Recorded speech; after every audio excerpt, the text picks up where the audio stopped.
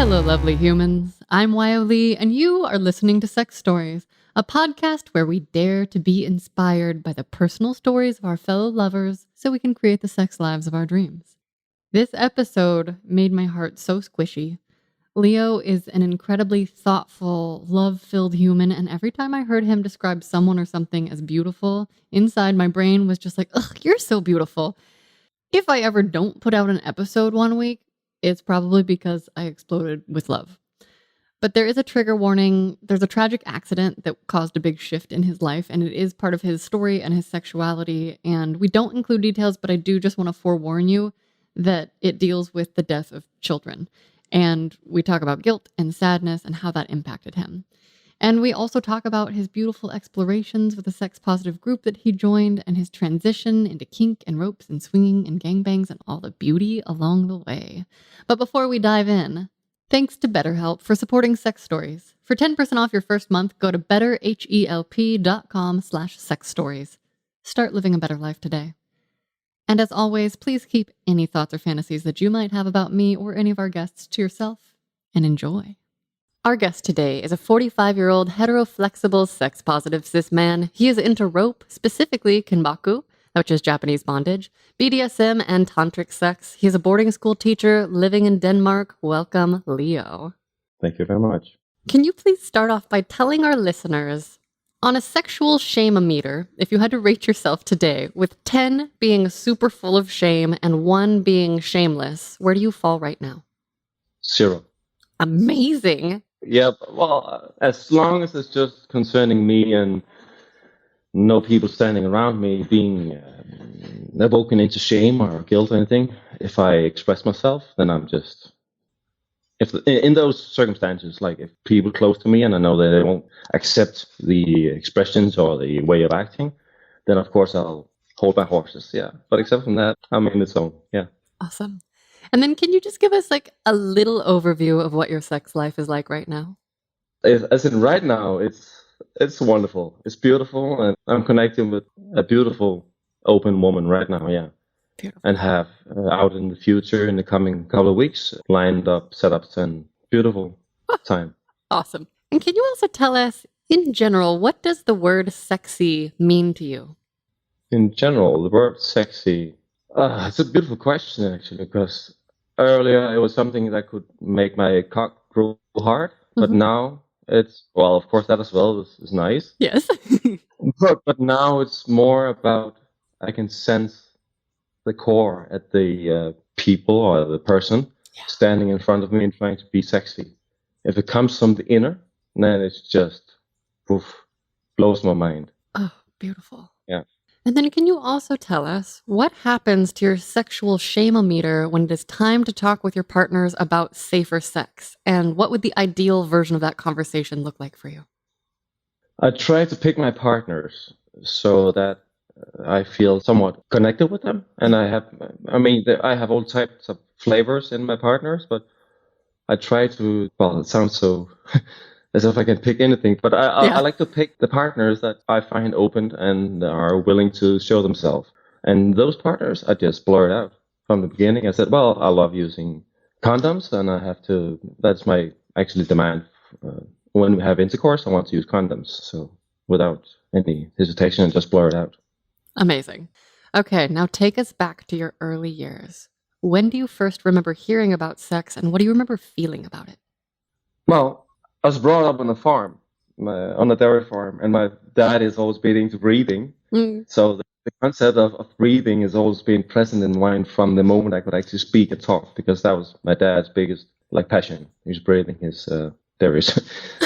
Make them breathe, not him breathing them. But, So, but when it was connected to a inner arousal and a feeling of nice things happening in my body, that must have been around the age of, I remember I found my mother's, she had this Bible called, in Danish called Kvindekend krop, and it's like Woman Know Your Body. Okay.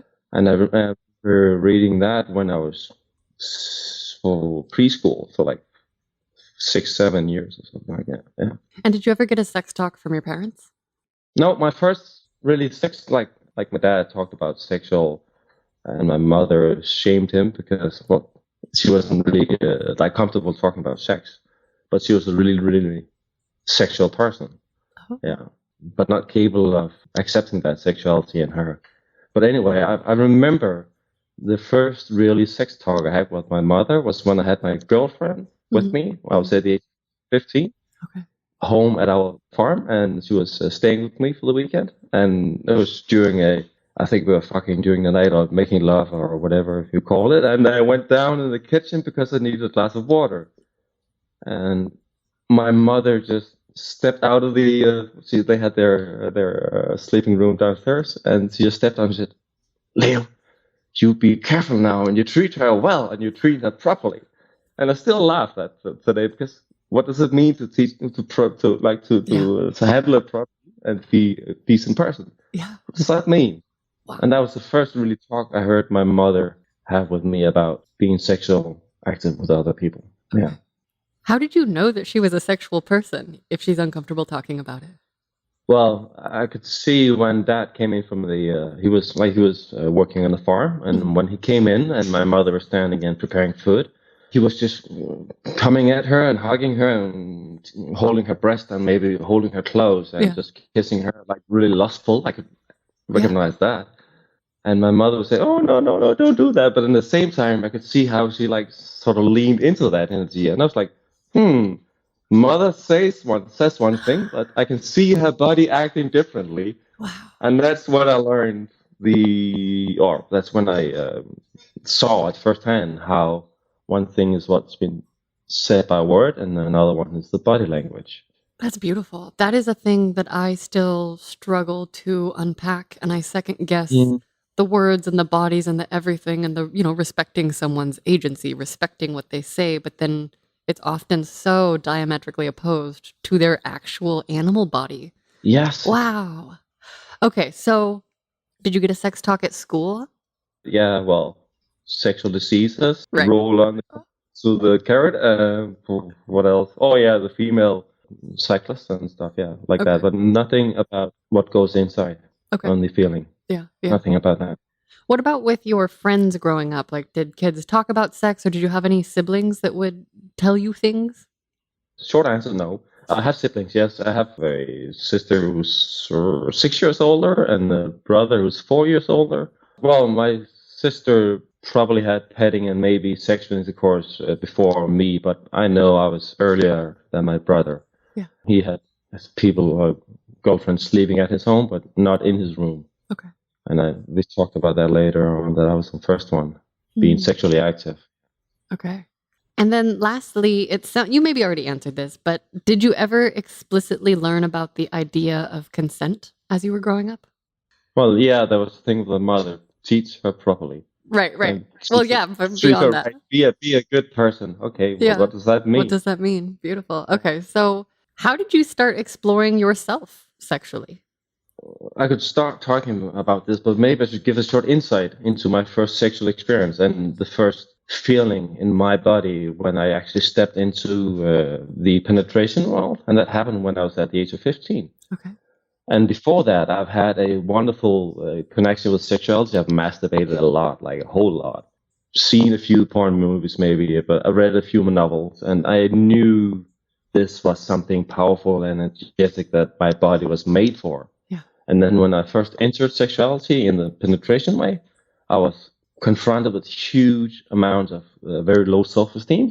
I couldn't perform. Like, I shot my sperm in 2 or 3 seconds, 1 or 2 thrusts. Oh, wow. Yeah, and the partner I had back then, well, no shame to her, because she was like, well, she's a year older than me, but still, it was in a, milieu, a setting of Christianity, and it was a Christian boarding school, like really strict boarding school of Christianity. Okay. I wasn't brought up like that, but I went to the boarding school of that, and it was a fairly okay, because there was both sides, but all the teachers were heavily influenced by Christianity and no sexual activity before marriage and that stuff.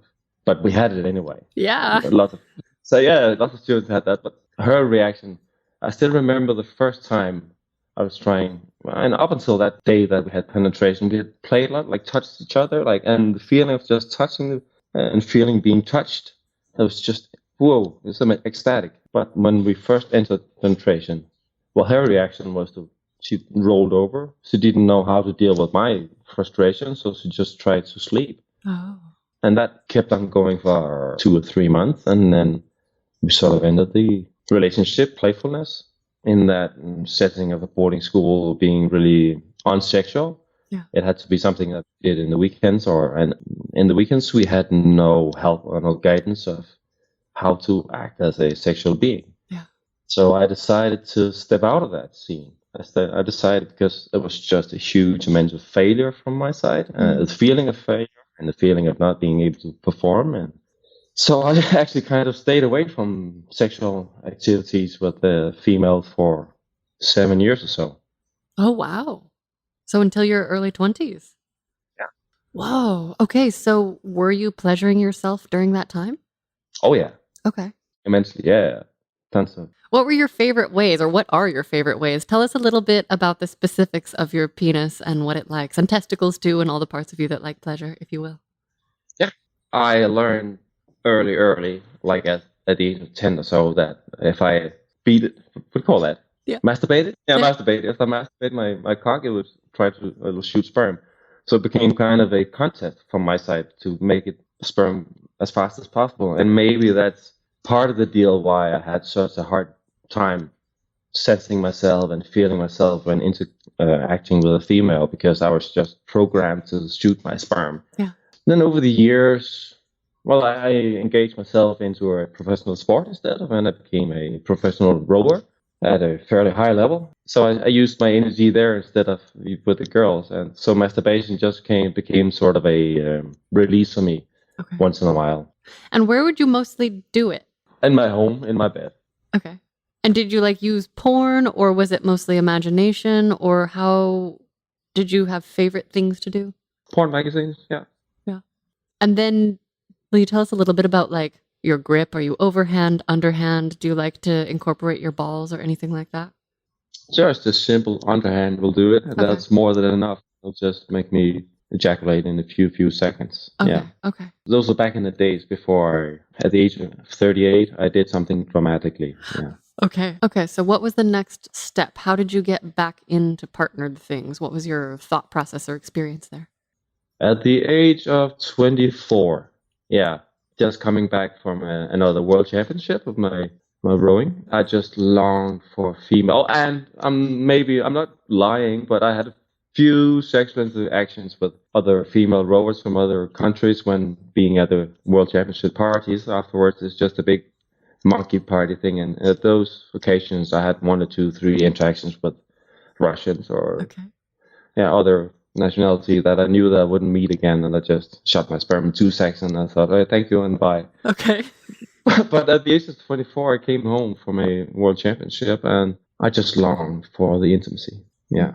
I really longed for that, because I could see some of my other colleagues or some of my other rowing buddies, they had those girlfriends, and I longed for that. Yeah.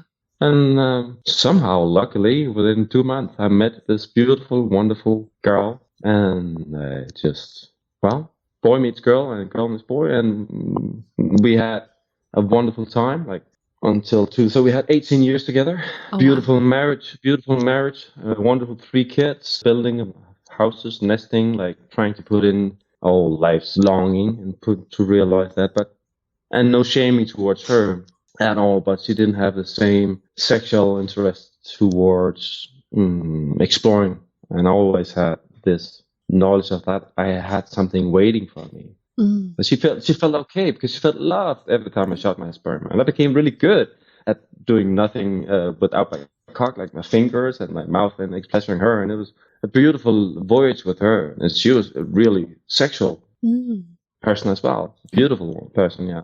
And we talked about opening up and inviting partners before we got married, and back then she was actually she was more interested in that. She was actually thrown off by it, but as the years went by and the kids came and the building of houses and work and stuff, she sort of zoomed out on that. It wasn't her part. No.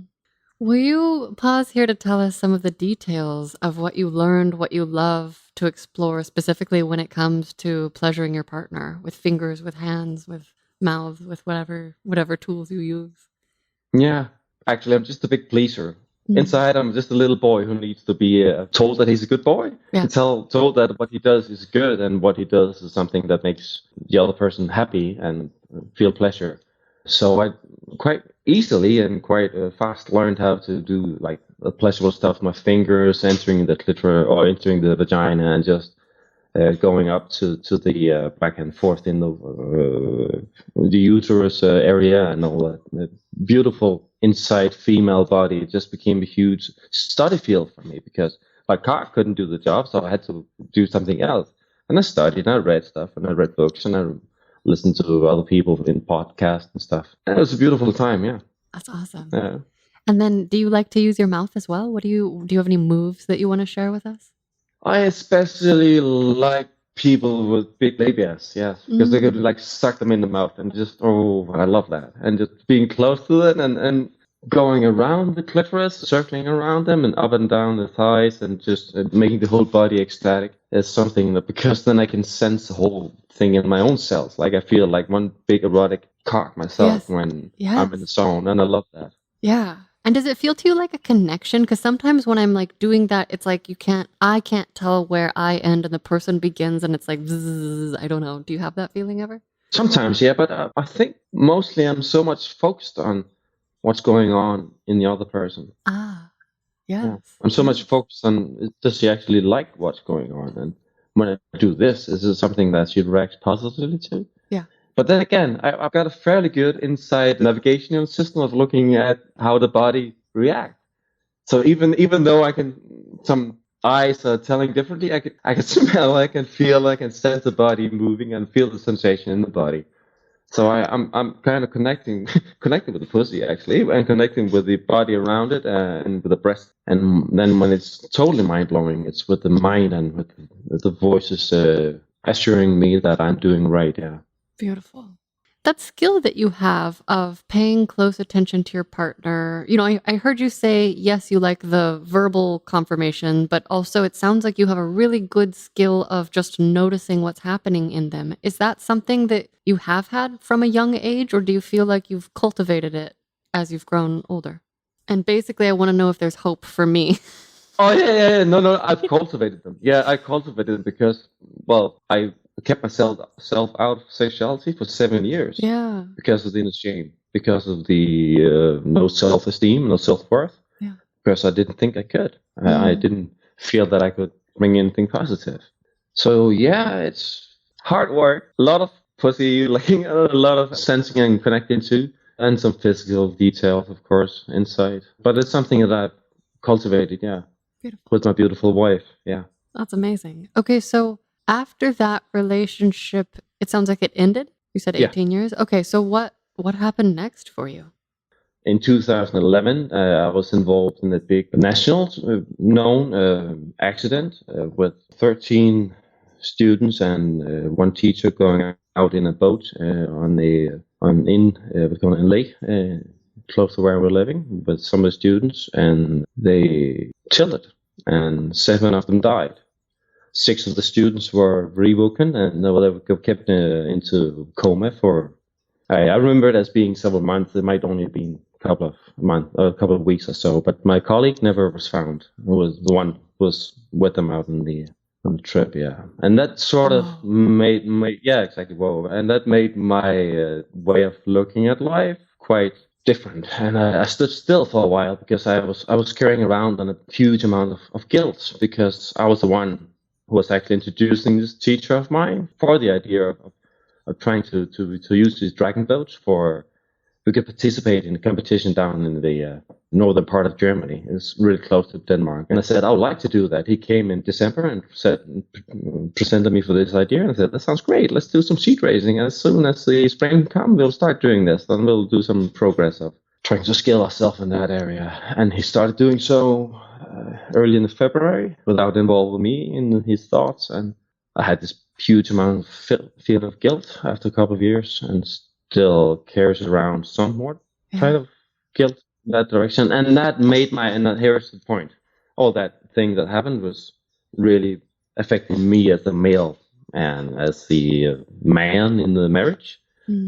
My wife couldn't deal the pain that I came home with. And the beautiful wife of mine, her reaction when she's feeling insecure, it comes out.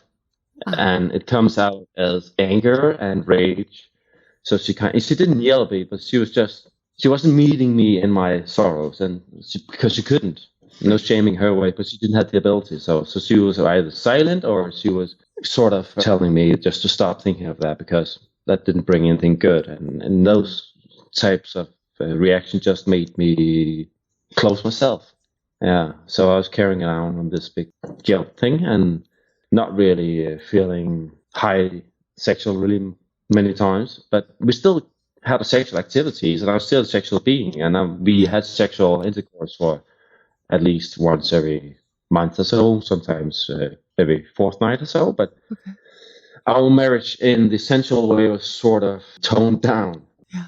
And then after the 3 years, and now comes the part of the story where I'd like to be as anonymous, because I don't want to tell anything about my beautiful wife that should somehow bring her into this story. But she came home from this party, and she just had the big, huge lights in her eyes. And she was just smiling, and I see, hey, wonderful woman, this is how you look when you're sexually aroused. Yeah. And I haven't been able to wake that in you for several years. And I've been sitting at home taking care of our 3 kids. And I looked at her and I said, hey, you beautiful being, have you been in a copy room with one of the people from the party? And she said, no, it wasn't in the copy room. It was in the entrance. And I was like, whoa, what are you telling her? Did you have sex? No, she didn't have sex. But some of the guys at the party had confronted her and telling her how beautiful she was, and that they wanted to have a sexual relationship with her. And I just sat down for a short while, and I said, well, why didn't you? Why didn't you go? I would love for that to happen. As long as you come home to me and the kids, and as long as you actually still somewhat put your loving at my heart, at my side, I would love for that. Please go. And she was wavering back and forth. And after 14 days, I was nudging her away. One day I was telling her, please go, and you have to go now. And she said, okay. And then she went off. And that started our voyage into the openness in our marriage. And we had an open and dynamic marriage for 5 years. Okay. Which ended after 4.5 years. Then we were divorced in 2018. And now, 3 years later, we have this beautiful rainbow dynamic in our family. And the kids are present in her house, and I come by every day. Wow. And we have holidays together. And we have a beautiful way of living together as non-sexual partners, but still loving partners, and we're feeling quite cool. Yes. Wow, that's amazing to hear. And I kind of forgot the question now, because the question at the beginning was, it's leading us into the next part of your sexual journey, and how exactly. Lovers, we are going to take a quick pause from Leo's stories. Maybe you have also experienced guilt or shame or sadness or stress or any number of feelings that are very tough for our little human bodies to navigate all on their own. And that stuff affects your entire life, including your sex life. Fortunately, BetterHelp is making it easier than ever to connect with a therapist that is right for you. And I find this very in line with the Sex Stories' mission to make the world a sexier, more loving place. Because BetterHelp will assess your needs, they'll match you to your own licensed professional therapist, and you can connect in a private online environment, so it's super convenient. You also get to start communicating in under 48 hours, and all of that is without ever having to sit in an uncomfortable waiting room. BetterHelp is more affordable than traditional offline counseling. Financial aid is available. That's super cool. It's available worldwide, and it also offers a broad range of expertise, which may not be locally available in your area. You get it. Now I live in a big city. That was not always the case. Now I have access to a lot more people with a lot more thoughts and feelings. If you live in the middle of nowhere, you get that that's maybe not an option. But now with BetterHelp, it is. And anything you share is confidential. BetterHelp is not a crisis or self-help line. It is professional counseling, and you can schedule weekly video or phone sessions, send a message to your counselor anytime. I don't mean to brag, but I did get incredibly lucky with my current therapist, she was my third attempt, third time's the charm. I have grown so much over the past 6 years, and I've learned that a lot of what I used to think was introspection was lots of anxiety and fear and self-judgment, and all of that was clogging my art and my relationships and my ability to enjoy my body. And I was raised super duper loved. I don't have any major traumas, but therapy has helped me grow as a human being and appreciate all the parts of life, the wiggly ups and the wiggly downs and just all the wiggliness. And so I really do get to be more present with whatever I'm actually experiencing. And that's how I have learned to listen, especially over the past 3 years talking to you guys. And I still need support when it comes to not freaking out because I can't tell if my shy vanilla lovers are having a good time or not. Even though I am now capable of asking for verbal reassurance, I'm still getting curious in therapy about the part of me that continues to pick people who are challenging for me to communicate with. So I just get to get curious about it and I get supported in my curiosity. And I've also just noticed, especially lately, like all of these concepts in my head where I was like, well, I know that, but like how? You know, people are always like, well, let go. It's finally just like dropping into my body. And I do think that that has to do with showing up every week, dedicated time, dedicated space for me to just explore all the weird squiggly human soup that's going on inside me. So I encourage you to start living a life where you feel supported today. You can get 10% off your first month at betterhelp.com/sexstories. Go join over 1 million people who've taken charge of their mental health. That is betterhelp.com/sexstories for 10% off your first month. Thank you, BetterHelp, for making the world a more loving place. Now back to Leo's stories. Actual journey and how... Exactly. Yeah. That's it. That's why I'm telling this story. Of course, this journey made me aware. Fuck, Leo, there's something that I'm missing out. I want to be able to feel this wonderful, immensely amount of energy with my cock without shooting my sperm. I want to be in that zone. I see people doing it.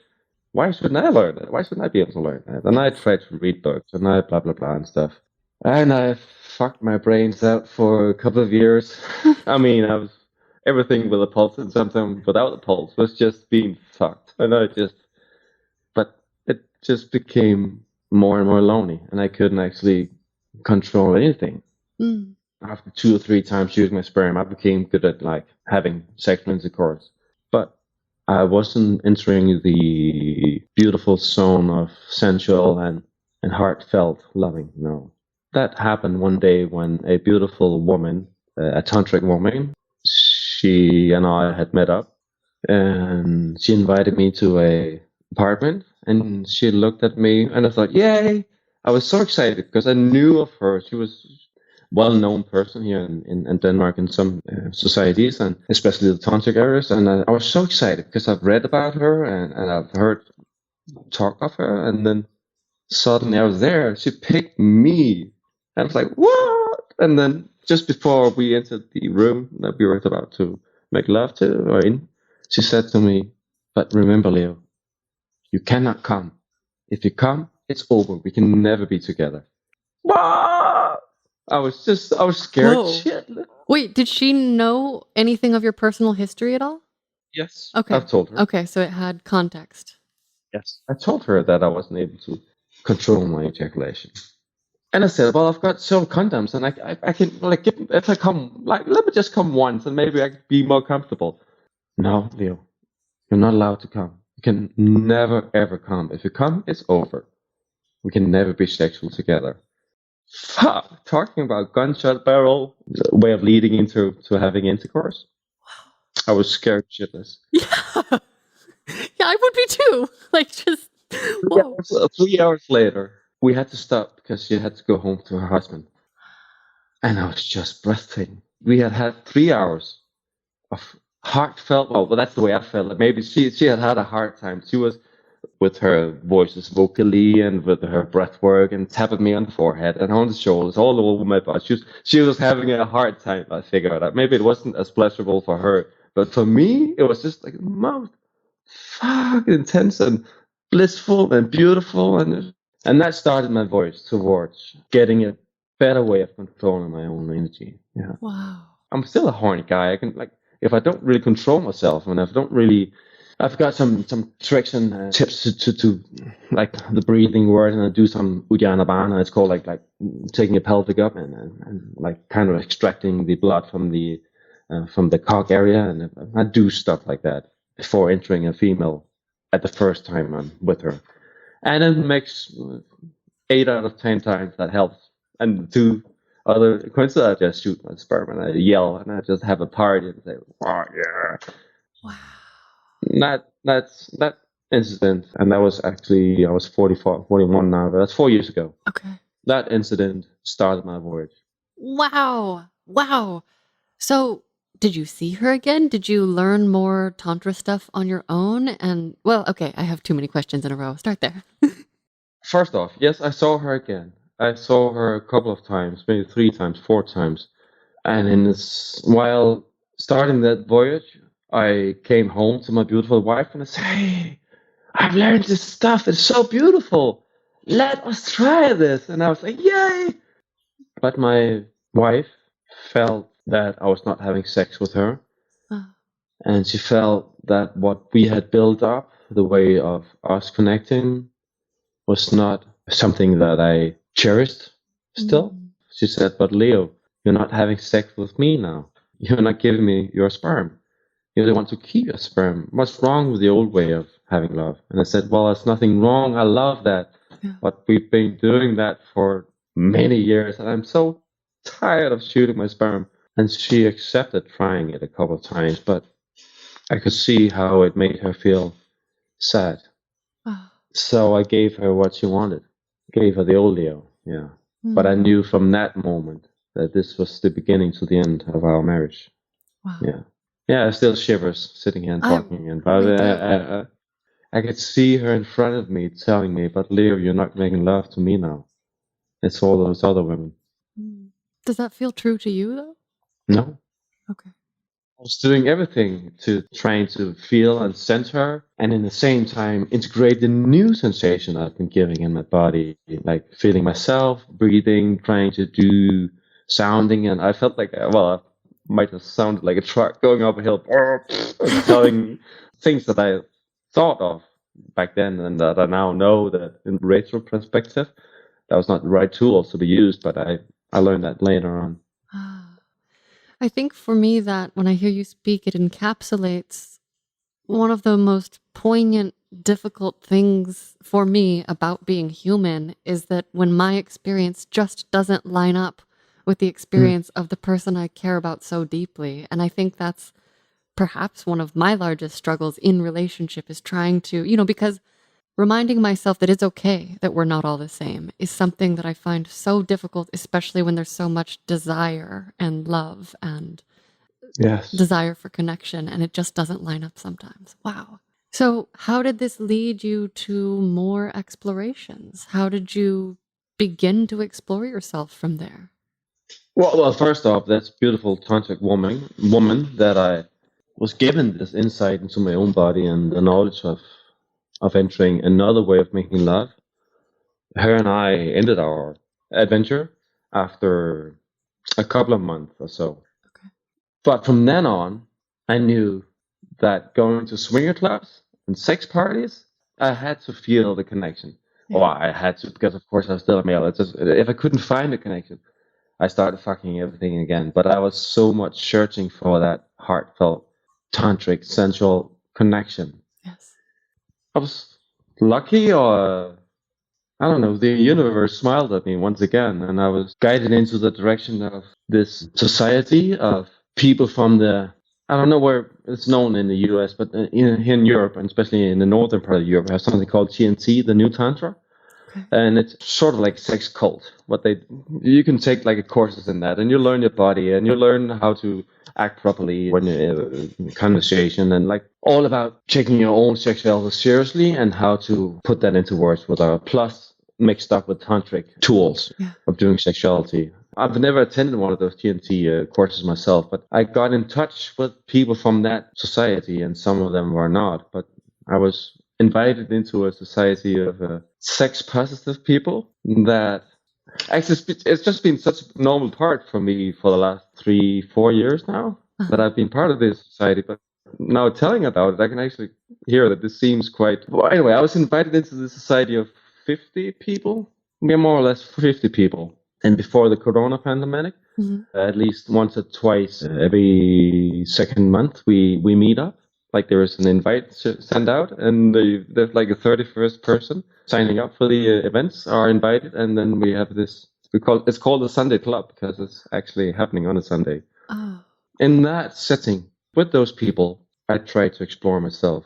and I learned how to be a sexual being. Wait, so these Sunday clubs include sex, or was it like talking about sex? Both. What was it like? And where was it? Like what? Like was it at a hotel? Was it at someone's house? No, it was in at a special location, a sex club location thing where Cool. Oh my gosh. no one else was there. Yes, it was beautiful, and I still have contact with those people. Yes, Wonderful. they're a big part of the sexual being that I am today. Well, anyway, yeah, quite a few of the females in the Sunday Club has contributed to me becoming the sexual being that I am today. Can you say how? Or are there any specific moments that stand out as kind of newly formative for you in this period of your life? Well, the sex talks and the talks about being the sexual people. And then I might as well add that I ended this beautiful, monogamous, really beautiful, loving, mind-blowing, slutty, and perverted relationship I had with this beautiful girlfriend of mine. But she needed it to be monogamous. Yeah. But she was one of the persons that I've met that have had the biggest impact on giving me the ability that I have today. I'm just sitting still here because her last words, which were said in sorrow and anger, was that she felt not happy and she felt used, and she felt that I've just used her for practicing and enriching my own sexual capacity and not taking her heart into account.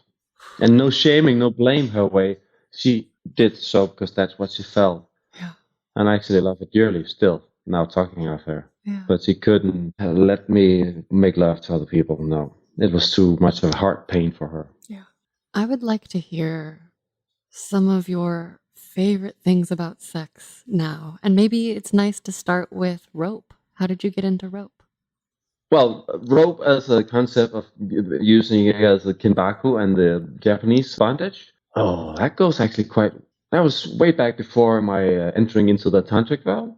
I feel quite lucky because I met this beautiful girl. Was it 6 years ago at a online dating service? I met this girl looking for a dom to have a dominant session and a dominant relationship with her. And I tried chatting with her. And I said, "Hey, I have no experiences with any kind of domination. I'm just a happy sperm shooting guy that likes to have lots of sex. But I would love to meet up and I would love to practice with you if you would like to be used as a practice person, and if she would guide me in that." And somehow she accepted. So I must have done something wrong, or something right, because she accepted. And then I was like scared shit because what should I use? Like my hands or a whip or tools or anything? I was like, what is there for me to use being a dominant guy? And how do I do that? And I started Googling it and watching porn movies, of course. And then I just, by coincidence, stumbled into a porn movie where they called it Japanese bondage, and it was like in the porn setting, and I was like, "Oh, what is that?" And I think it was called Shibari or Kinbaku or something, and I googled that and went to YouTube, and I found some instructional videos on how to tie up people, breasts, and I bought a totally wrong type of ropes. Like it has to be like I know now that it has to be static, a rope that doesn't give in. But I went out and I bought this soft ropes, and I thought these are nice and soft. I can use these. But the woman that I was meeting up, she didn't know that. She didn't know Kinbaku or Japanese bondage at all. But I learned some breast harnesses, and this beautiful woman, she had big breasts. She was a big woman, and she had beautiful big breasts. And I Googled or I searched YouTube and found this breast harness for big breasts. And I learned how to do that. I'm a Boy Scout by training, and I brought up in the farm. I know how to tie down cows and I've tied a lot of things down with ropes. I was like, oh yeah, I could do that. So I went to this meetup with this beautiful girl, and I learned the magic of how I could be sensual, sexual being without using my cock. Wow. Suddenly, I was giving a tool for me to enter this magical, beautiful world of feeling sensuality in my whole body. Like I was ecstatic.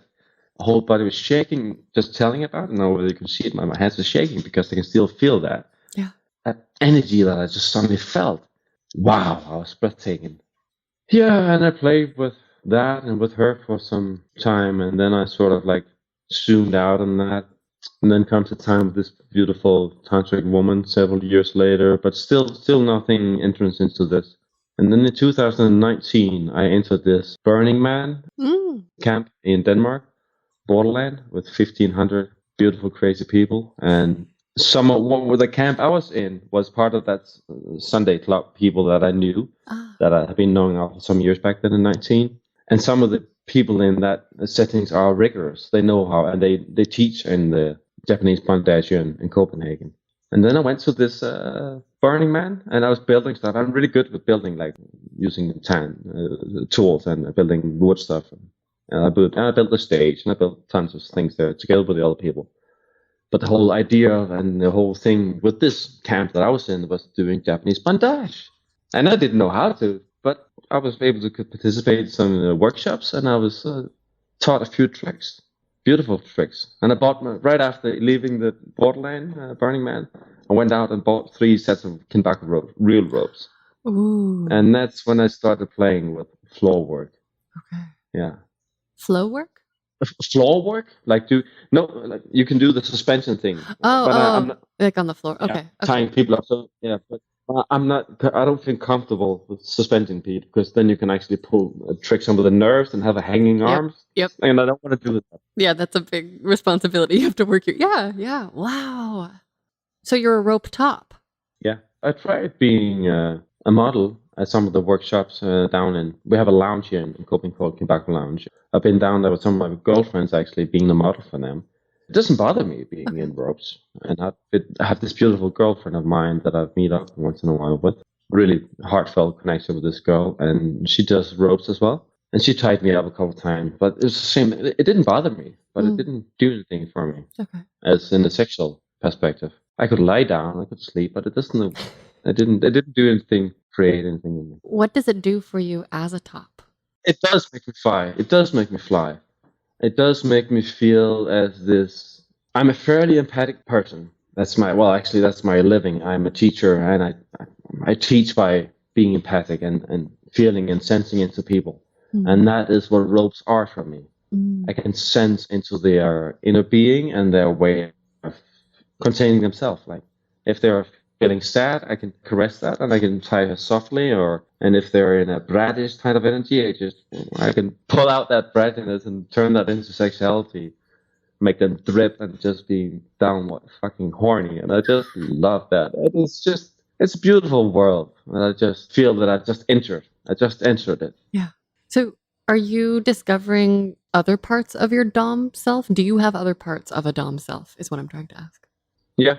I have been in relationships earlier, actually, with, what do you call it? I forgot the English. In Danish, it's tøs, and it's like a brat, or like that. That's a submissive role. Like you step into that role and you want to be dominated. And I had actually a girlfriend-boyfriend relationship with this girl of that type, a beautiful girl as well, a couple of years ago. Was it 3 years ago?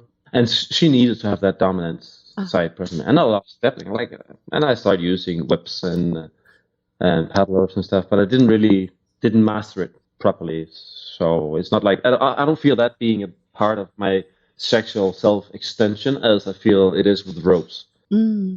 But I do love dirty talk.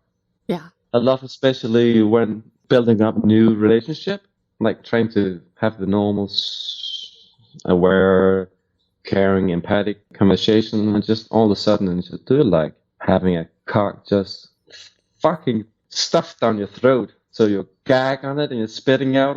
Do it like that. Fuck yeah.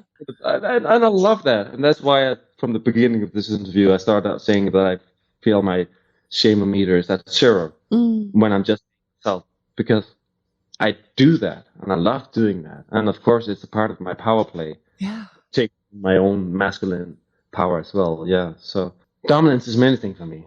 But when I do my reaching out in the society of online dating world, I normally put into words that I don't see myself as a dominant man.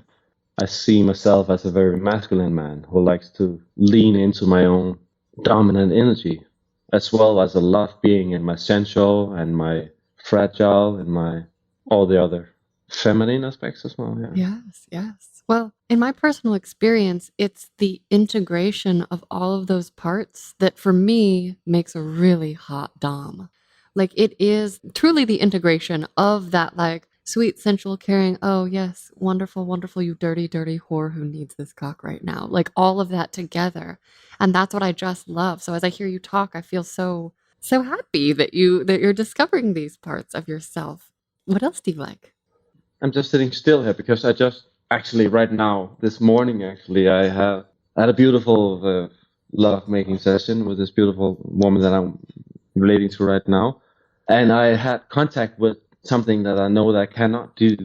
I can't be the big porn fucker who just thrusts the shit out of her. I can't be that person. Yeah. Not when I want to keep my sperm as well. Yeah. Maybe if I shoot my sperm once, but then the energy level in me, it lowers a bit. Okay. And I like doing that when entering into in a gangbang setup or something specifically wished for by partners. So that's the part that I cannot perform as this big porn Robo 6 3D ass fucking guy. Like I can't do that.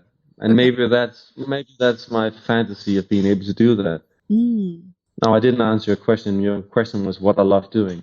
I love doing all sensual part, and I love having contact with small bits of pieces of being able to be that guy. Because if I keep my breath and I do my Uddiyana Bandi on while doing the sexual magical moment with the female, I can for some minutes be that person, and I love being that. So yeah. Yes. Oh, I love that. I think that's such a good point too, because oftentimes there is this pedestalizing, this heightening of lasting. Yeah. And it's like, well, I actually don't need to get pounded for an hour, but I would love a couple minutes of like really intensity and then bouncing it out with sensuality and then maybe getting a beating or two or some nipple twisting or some other sensual play like that. And, I think that we don't necessarily talk about that enough, or we don't see it in the mainstream media spaces as much. There's so much emphasis on that porn bounding, which is great for its own thing, but it's not the only thing. No. And I wonder too, do you feel like you have been in some ways forced to be more creative in your sexuality? Oh yeah. Let's just say that I'm not God believing person, but if there was a God, I think he just tricked me. He just sat and he laughed his ass off and said, "Hey, this guy, I gotta make him come like in 2 seconds, just being the nearby of a form, because he has to learn. He has to do it the hard way. He has to know stuff from the bottom. He has to know how the whole system works." Yeah. I'm not a PhD professor in sexuality, but I have a fairly insight, especially in my own sexuality. Yeah. And I'm getting better and better of sensing and tapping into the other sexuality of the females, especially. So yes, I had to work. It's a long, hard work. Yeah. What are blowjobs like for you? Don't actually necessarily like a blowjob because then I can't control myself. That's what I was gonna ask. Okay. But I do like throat fucking because then I can control. Then I can say to the female, "Oh, just you open up your little dirty throat now, and you lay still, and I'll just fuck you oh yeah, this hurts a bit, but now you're gonna feel my cock really down your throat. Oh yeah, that's good because then I can control it, I can contract myself, and I can do my Uddiyana Bandi and all that breath work in the same time, and I can actually be present sexual while controlling it. My fears are too big when I see this huge sexual power that are incorporated in a female person who embraces her own sexuality. Then I'm not capable of doing a tenth of what the females are able to do. So to be able to control that capacity, I need to somewhat make it go away. Yeah. Are your balls sensitive? Yeah. Do you like them to get played with? Yeah. Nice. What ways? Like, do you like biting, licking, touching, squeezing? Like, what are you into? But I like to use them as a gag balls as well.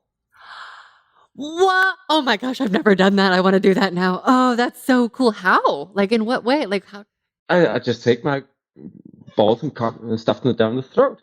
Oh my gosh. That is so hot. That's so cool. Wow. I like that. And that makes my cock is on the forehead. Yeah, I like that. That's so cool. What if it was a situation where, I guess you're still sort of throat fucking, but like where you're controlling your partner as they're going down on you? Like maybe if they had more hair or collar or something and you could like grab it and control it, would that make a blowjob? Is that any different from throat fucking? I'm just like thinking of different creative ways to play. Yeah. Oh, yeah, actually, good idea. Actually, yeah. Grab the head, and I could control her while she was actually doing. Oh, yeah, actually, it's quite a good idea. I mean, I've learned it from my master controlling my head, and it's just something that I've enjoyed a lot in the past, and it's just thrown out options. Thank you so much. Yes. I'm gonna try that tonight, actually. Great. Oh, yay. Okay, feel free to let me know how it goes. Because, I too am a very sensual person, and I'm learning more about my own impatience and about how my impatience often causes me to miss those moments of sensuality that I really treasure. And so for me, being a submissive and being a slave and having someone else tell me what to do, and like it forces me to enjoy everything and to like let it all last, because otherwise, like as soon as someone's touching me, I like want to ride them or be like face fucking them, like I want to just like go to the end. Like I guess in some ways I'm like the classic archetype of the dude who just wants to fuck. But it's just because I get excited and I want everything else too, And so finding that balance with a partner and finding a partner who's also, well, here's a question for you.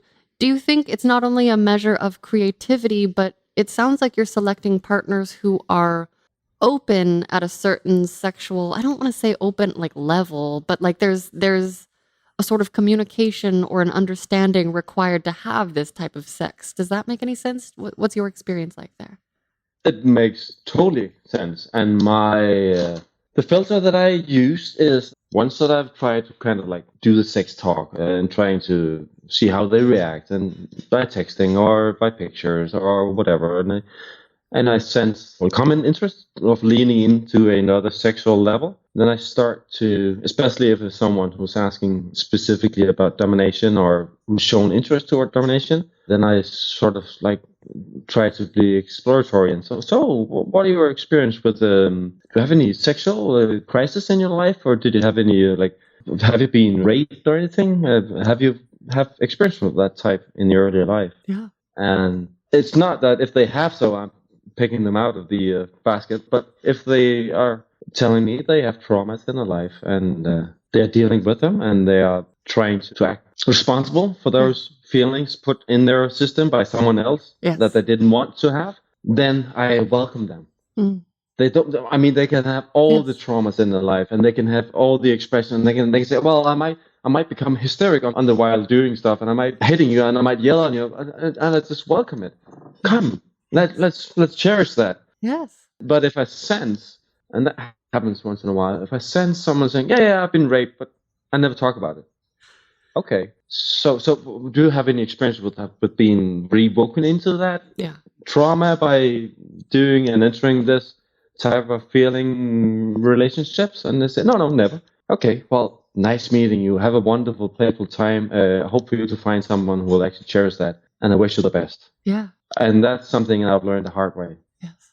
I can relate to that. What I've noticed is that if I'm talking to someone who is not in their own way, whatever's correct for them, if they're not pursuing their own healing journey from any trauma, any little traumas, like not just large sexual ones, but we all, we all make it through childhood. We're alive if we're here, but we all get bumped up in some way. And if I meet someone who's working on their own shit, then I know that like we could probably actually help each other heal. If we're both responsible for ourselves, then we can create safe spaces together. And like sometimes you can really like, I feel like I've really explored a lot and learned a lot and healed a lot about myself through having these like really intense, beautiful sexual experiences, because I had a partner who can hold space with me and I can hold it with him, so there's a balance there. What would you say, if you can articulate this, do you have like specific big turn-ons or specific big turn-offs? Well, the turn-off is very easy because that goes straight back to the person not being in the center of, well, actually what you just put into words right now. Someone who's not taking responsibility of whatever traumas they have in their life. Yeah. Someone not being true to themselves. That's the biggest turnoff. Yeah. I also just want to amend my words and say too, like I think we're all fine. It's fine if you're not healing yourself. You're just going to be having a different experience in life. And I'm having a different experience in life. And there's a good chance we won't line up. So like, it's fine. Wherever you are is fine. But it's like, I think we do ourselves a service when we can like, find someone who's ish in the same realm, because then we're not like getting mad at each other for the difference. Exactly, that's the thing. Because if I meet someone who's not actually true to what I see as their trauma, then I'm feeling frustrated, because then the work I do every day, every time I enter the world, and especially when I enter the sexuality, that's something that I'm doing. Yeah. And my partner's not doing her work. And then we're not in line. Yeah. And then I find myself in a place of judgment, and I'm in danger of becoming self-righteous and being like, I'm over here doing all this work. What the fuck is your problem? Like I get like that. Not out loud, but the feeling is there. Yes. That's a new. Yeah. Learning today as well. Yes, that's true. That is what's awoken in me, the feeling of that. So that's the biggest turn on. Oh, turn off, sorry. The turn off. Oh, turn on, sorry. I just love sexually awoken people, females wanting to share themselves. Yeah. Wanting to share themselves with me and with other people that I'm with. I just fucking love it, because that's the energy I feel. Well, that's the way that I feel myself alive to the max. Yeah. I haven't done hard drugs or anything like that. I imagine there might be some places where you can get sort of it's the same, but I don't need that. Yeah. I have the sexuality. Totally. Do you prefer to get approached by a woman, or do you like to approach, or does it matter to you? Well, I'm a hunter. Okay. I like hunting, but it's because I've been forced to. I just experienced yesterday. We have this online dating site here, sex dating site called Score. Okay. It's Score area. And yesterday there was a girl actually doing a video call for me. I was like, hey, what? I've never tried doing that beforehand with other females. I always put into word, I would like to sit and chat with you on a video chat maybe. Yeah. And then suddenly I met this girl. Anyway, she was approaching. I was being hunted. Okay. That's it. I was being hunted. And I just sat there and I took the call and we spoke for a while. Unfortunately, we weren't on the same page. Okay. But I was like, hey, fuck yeah, I'm being hunted now. What's going on? I want to see this. And I was actually quite turned on by it. Oh, you were? Okay, because I'm afraid that I scare men specifically away. Women just don't respond to me, but I feel like I'm so impatient and eager and I want to have sex so much. And I've been just like massively scaring away people on Tinder and OkCupid. And, maybe I need to just find kinkier places. I just got back on FetLife, but that's not really a dating app. So it's like you have to cull through so much. And I'm trying to figure out, like, as an impatient, horny woman in a society that teaches us that we have to, like, just sit around and wait to get hunted by dudes. Like, what the fuck am I supposed to do? That's just, like, what's been on my mind, too. So that's where my question's coming from. Yeah, of course. I like being approached. Yeah. Yeah. Okay. But my experience with that is very, very, very little. Okay. Because of the society, yeah. Yeah. You mentioned people possibly approaching you and partners. So it sounds like perhaps you have some experience with group sex. Yeah. Would you like to tell us? What do you love? What have you experienced? And is this where your hetero-flexibleness comes in?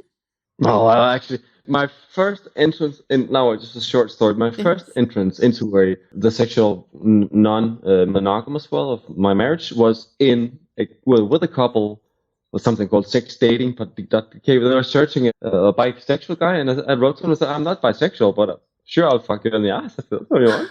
And so that's my first entrance out of the marriage. Sexuality was with this guy, having intercourse with him when he was penetrating his girlfriend. Wow. And that made me think, am I gay or... Well, it doesn't feel bad at all. It actually turned me on. Yes. Then fast forward back into the Sunday club setting and into the sex positive world. Yes, I experienced having heartfelt connection with people and giving blowjobs to a dude and a guy while his girlfriend was at the side and having that intimacy as well. And that's why I put myself a heteroflexible, because I have no interest in approaching a guy when he's alone. Ah, okay.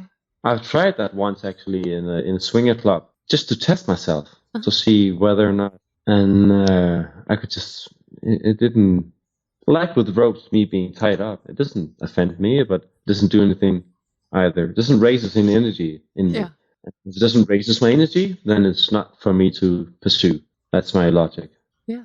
Maybe things differently in a couple of days or a year. I don't know. That's the beautiful part. I love having these conversations because it is like a snapshot in time. And I notice, over the past almost 3 years of talking to people, I notice how something that feels true, and I'm saying true with air quotes, to me one day feels completely different a week or two or a year later, or 5 minutes later. Or I'll be like, oh, actually, I said that, but I have a different experience too. And I just can think both ways, humans. Yeah. Okay, so threesomes, what do you love? Oh, yeah. Okay, I've tried threesomes, but I especially like being two guys about one girl because I have this beautiful wingman of mine. Whoa, he's beautiful. He's got he's from the tantric world as well. He's got this sensual capacity, and he can do the hardcore fucking. Like he's my idol. Okay. Ever. I've invited him with my previous girlfriends and lovers, and I said, "Hey, come to me. We have to do good with this beautiful girl." And I just love it. I love the teamwork, and I love like tapping into him. Maybe sucking his cock once in a while. They're doing it just to, yeah. That's beautiful. I've done gangbangs as well, and I've done more like 4 or 5 somethings, and I won't say I won't ever participate in that type of stuff again. But it's like going to Tivoli Land, where I'm at right now. Anyway, the process that I'm in right now, I miss the intimacy in those settings. I have a gangbang fantasy that I've never gotten to explore.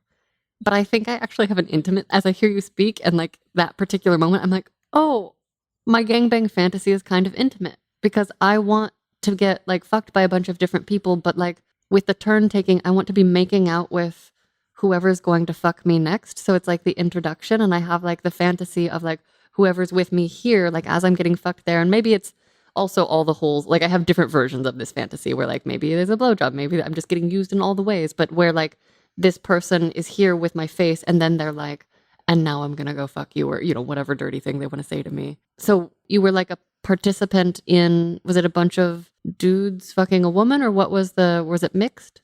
Yeah, a bunch of dudes fucking a woman. And it was from the same society that we're talking now. But we were making a team of fabulous friends, as we call each other. And then we went out and did good for some females, yes.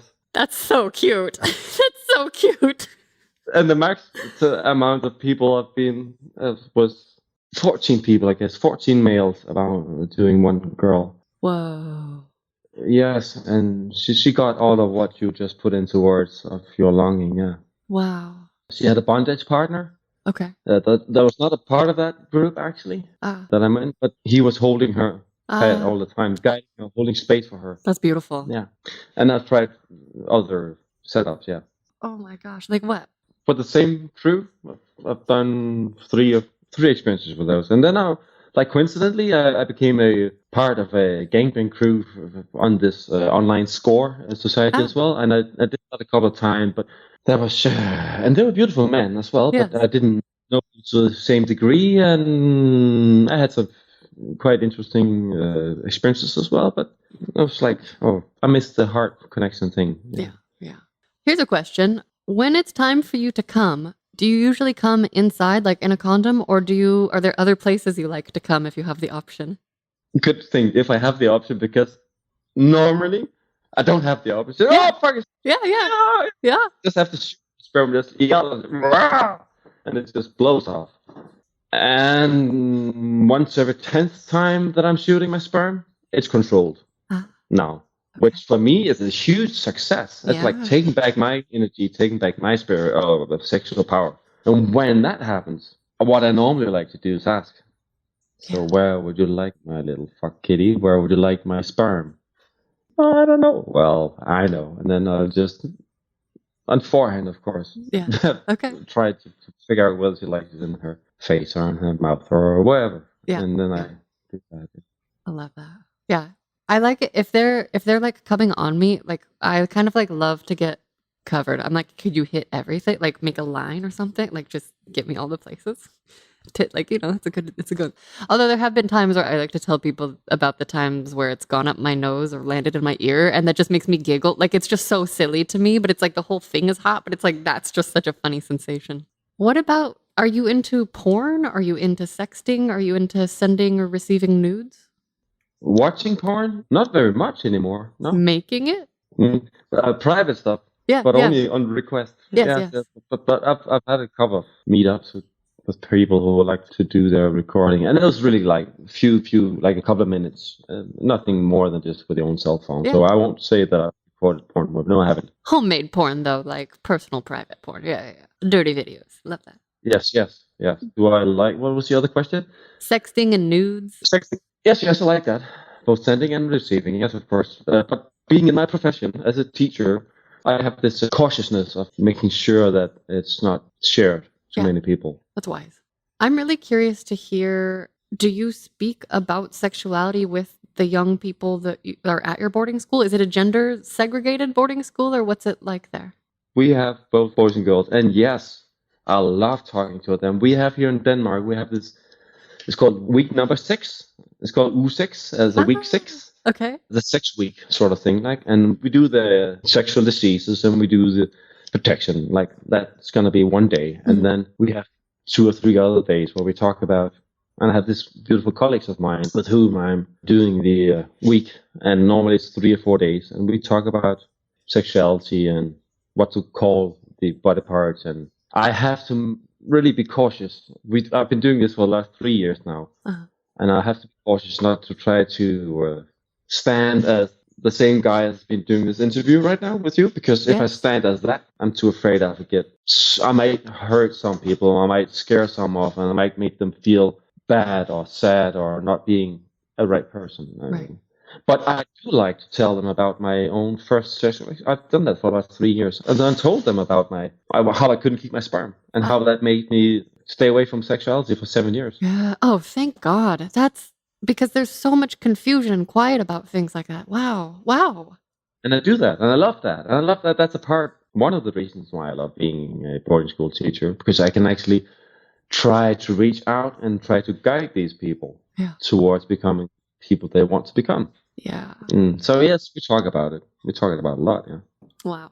What do you hope to explore in your sex life going forward? I have right now, I'm in the communication phase with a beautiful young girl. Oh, that's okay. She's only 18. I'm really hoping that she can somewhat heal some of my inner still. Yeah. Little Leo 15, not being able to control the sperm sorrows. And maybe I can be met in that dynamic. I've told her about that. We've been texting and talking back and forth now. Haven't met her yet now, and maybe we'll never meet up because she's a special person, yeah. And maybe that's sort of one of my hopes right now, is that I'll maybe end up in this Lolita kind of relationship with this year, and where it'll bring me, I don't know. And if it'll bring me anywhere, I don't know. Yeah. At the same time, the relation I'm talking about, well, I've been told that tonight I'm gonna practice the thing that you told me about. Yeah. With whom I actually had this morning's wonderful lovemaking as well. She's a beautiful woman as well. That's really open into yoga, and immensely open, beautiful person as well. And then here come in a couple of weeks from now, we're doing not the whole total Borderland Burning Man concept, but a little mini version of it here in Denmark. We have possibility of doing some coronavirus, and we'll be like 300 people. Okay. Gathering in a couple of weeks from now, and that might end up guiding me in another direction. Wow. With some of my own life. Maybe I still have this deep crush on this one person that I met back in 2019. And I know whether it's a projection in me of a longing to belong to someone, like back to my old society taught a person who are monogamous and can actually keep his focus on one place, or whether it's because of the way she is. I'm curious with that. Yeah. And I have a curiosity exploring that. And luckily, I've talked with her during the last couple of years, and she knows of my actually love to her and the crush I have towards her. And I'm just so thrilled because a couple of weeks ago she invited me to do a Kinbaku session, with like a 3-month session. I'm going to lean into this exploring, and her as the submissive and me as the rope rigger. Wow. And I'm really curious to where that's going to lead me. Oh, wow. Yes. What else do we need to know to have a complete-ish picture of your sexual self?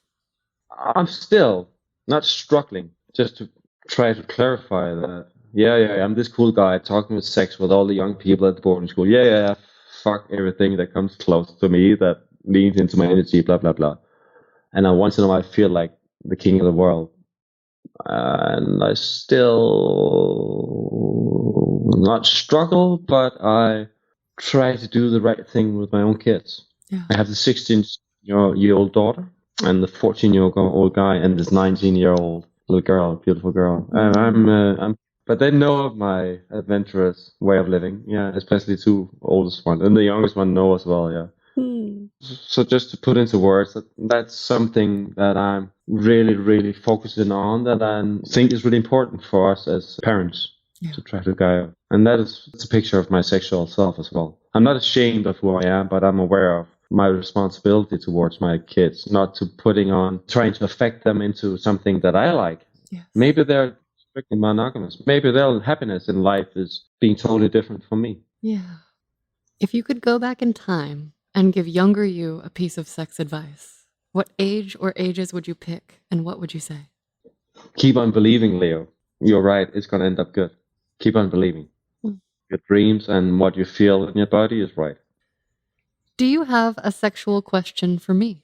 Yeah, I've actually wrote one down, and it's quite deep, and it's not able to be answered in one sentence, and of course this comes from my inner as well. Mm-hmm. What is your deepest longing sexually? Well, I could never give one sentence answers anyway, but I think I have two tracks to this answer, and one is a personal longing and one is a longing for the world, but I think they also meet.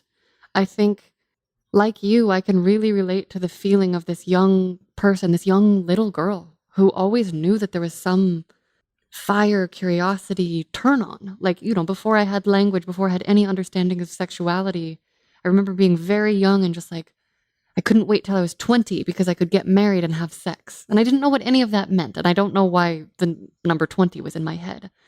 And I'm 32 now, and I find myself continuing to struggle. Even as I have all of these conversations, I do struggle. There are days where I don't struggle. There are moments where I'm definitely not struggling and where I'm in it and I'm finding connection and flow. But I think my deep desire is to feel more secure in my ability to connect with people and to find ways to love them where it's comfortable for them. Because I am learning about the overwhelm patterns that I can create and the ways I can be scary to people. And at the same time, I also desire for myself to not worry so much, to not live in anxiety and fear and take all the responsibility for other people's experience.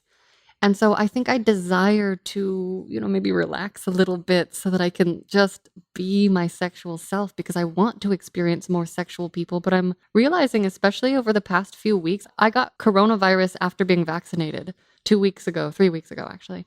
And I had a lot of kind of epiphanies during that time. And one of them is that I actually still have a lot of sexual fear and anxiety, even though I've never had a trauma. It's not the big capital F fear, but it's all the little things that cause me to unconsciously freak out internally and disconnect from people or write them off beforehand, or, kind of this jangliness. And so I want to settle down into my body, because that is when I've had the deepest sensual sexual experiences. And I feel that there still is so much more for me to explore, because every single person is such a different sexual being.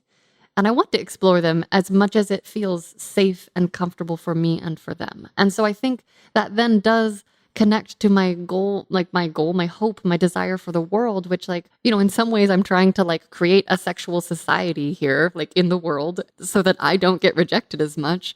But I think also what's part of that is I just have such a strong desire. I've had these moments of beautiful transcendence, beautiful connection, beautiful feeling connected to the world and people and everyone from fucking.